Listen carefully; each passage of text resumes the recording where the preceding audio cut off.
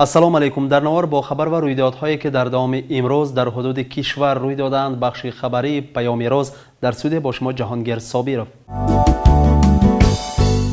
از روی معلومات های سایت های رسمی در ساختار کمیته داور گیودز کاداستری مملکت کرونا ویروس انیق گردید. در 6 نفر خادم کمیته، 3 نفر در ولایت تاشکند، 2 نفر در ولایت خوارزم و 1 نفر در ولایت قشقدریا اینفکسیون کرونا ویروس انیق گردیده به کرانتین گرفته شدند. حالا 2 نفر آنها صحت گردیده، 4 نفرشان در شفاخانه در حالت استاسیونری دوا میگیرند. بغیر از این چندی از خادمان بانک خلقی ولایت های اندیجان و نوایی گرفتار اینفکسیون کرونا ویروس شدند. از این رو شعبه های خلبانک ولایت اندیجان، ناحیه نورتا و شهر نوایی موقتا کار خود را قطع کردند. از جمله 59 نفر کارمندان شعبه ناحیه کنیاگر ولایت اندیجان حالا در کرانتین هستند. 1 نفر از آنها مبتلای کووید 19 شده است. در شعبه نورتای ولایت نوایی 8 نفر کارمند و شعبه شهر نوایی 1 نفر گرفتار کرونا ویروس شدند. پاندمی کرونا ویروس استعمال گوشت را در جهان کم کرد میگویند متخصصان که این البته حق است و راست. واقعا پاندمی کرونا ویروس در سراسر جهان باعث کاهش یافتن استعمال گوشت شد. امسال میزان استعمال گوشت به سطح پایین ترین 9 سال اخیر خواهد رسید. در این باره خبرگزاری بلومبرگ با استناد تکیه به معلومات های سازمان ملل متحد کرده خبر داد. به نظر تحلیلگران ممکن است که امسال طلب جهانی به گوشت بیش از 3% کاهش یابد. چنین کاهش از سال 2000 به این سو هنوز مشاهده نشده است. در این حال در همه گوشه جهان میزان طلب به گوشت تغییر می‌یابد. کاهش یافتن استعمال گوشت قبل از همه نتیجه بسته شدن رستوران‌های در اکثریت کشورهای جهان میباشد. بخش خبری پیام روز دوام دارد. به رئیس سود عالی ازبکستان جانشین اول به مدت 10 سال انتخاب کرده شد. به این لوازم پرمسئولیت سناتور رابعه خان انورانه محمود و مناسب دانسته شد. طوری که خبر دارید رابعه خان انورانه پیش از آنکه سناتور شد در وظیفه مدیر قبولخانه خلقی پرزیدنت ریسپوبلیک ازبکستان در ولایت فرغانه فعالیت می برد. باز یک خبر مهم، در جهان نیاز به ولوسیپد افزایش می‌یابد. در پس زمینه پاندمی کرونا ویروس در غرب و آسیا نیاز مردم به دوچرخه‌ها یعنی ولوسیپد افزایش یافته. شرکت‌هایی که دوچرخه استحصال می‌کنند امروز نمی‌توانند به طلب مردم سری وقت جواب دهند. در این باره خبرگزاری اینترفاکس با استناد به داده‌های روزنامه فینانشیال تایمز خبر داد. از روی معلومات منبع در این روزها دوچرخه هایی که استحصال می شوند دیگر در مغازه ها مدت طولانی نمی مانند و یک باره به فروش می روند. مثلا در ماه اپریل در فرانسه فروش ولوسیپد توسط اینترنت 350% افزایش یافت. فروشنده و استحصال کنندگان از همین گونه وضعیت در دنور، چیکاگو و لندن خبر می دهند. در ضمن جاری شدن اقدام فاصله اجتماعی، نبودن کارگران شرکت‌های استحصال کننده یا گرفتاری آنها با کرونا ویروس نیز همچون سبب‌های کمبودی دوچرخه‌ها نشان داده می‌شوند. همچنین چین و تایوان که در آسیا بزرگترین استحصال کنندگان دوچرخه می باشند پیشتر از دیگران با پیامدهای پاندمی روبرو شدند و در این کشورها برخی از کارخانه‌های استحصالی به بندرها بسته شدند.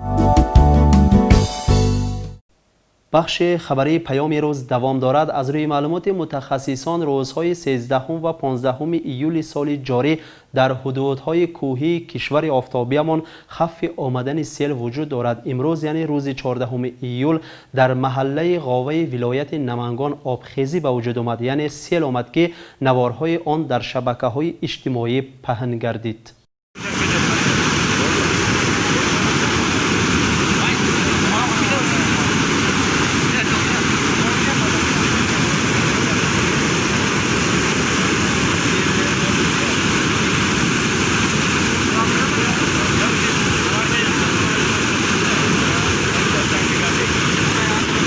به همین خاطر شما را به آگاهی دعوت میکنیم. بچه‌ها را اجازه ندهید که به کوه و صحراها روند. اصلا امروز در خانه نشستنتان معقول‌تر است، زیرا در وقت کرانتین طلب یگانه از شما همین است.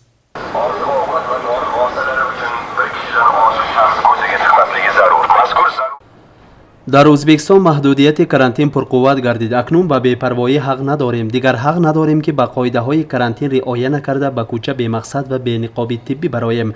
در ناحیه مانیز انتظامی آهنین جاری کرده شد. در محله ها نقطه های مخصوص گذاشته شد که اهالی بی مقصد از این محل به دیگر محله نرود. در موضع سای بازار نیز نقطه مخصوصی نظارت گذاشته شده. در آنجا خادمان شعبه کارهای داخلی و گواردی ملی حالت را پر به نظارت گرفتند و آنهایی را که بی مقصد سوی مرکز ناحیه می آیند یا قاعده های کرانتین را ویران کرده ایستادند به جوابگری مأموری کشیده با آنها بیاننامه مأموری rasmiy kunonida ایستادند. Sizlardan shuni iltimos qilib qolamizki, karantin vaqtida uyda o'tirib, karantin qoidalariga to'liq amal qilgan holda uyda o'tirishingizni so'raymiz.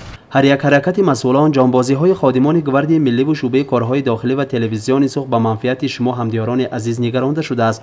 در ضمیر این تلاش و حرکت ها سلامتی شما میخوابد. امید داریم که این را درست درک نموده به قاعده های کرانتین رعایت میکنید و در پیشگیری پنهشوی بیماری مذکور در حدود ناحیه حصه ارزنده خویش را میگذارید. Hurmatli fuqarolar, mana hozir So'x tumanida ham karantin choralari kuchaytirilgan holatda olib borilyapti. Ertalab soat 7:00 dan 10:00 gacha ishchi xodimlarni ish joyiga borish uchun ruxsat berilyapti. Bu faqat davlat ishchilari uchun. Shunga qaramasdan ayrim fuqarolar karantin qoidalarini buzganligi ko'zga yaqqol tashlanyapti. Shunga tegishli qonunda ko'rsatilgan tegishli choralarni ko'rilyapti. کoronavirus این تاج ویروس ها بوده، دشمنی می باشد که به چشم ما و شما نمودار نشده بینمان وارد می شود و حیاتمان را به خف و خطر می گذارد. از این رو ما و شما باید خود را از این بیماری احتیاط کنیم. تنها یک راه داریم، این هم باشد به توصیه های شفاکاران عمل کردن و به قاعده های کرانتین رعایت نمودن. پس التماس در خانه بمانید همدیاران عزیز.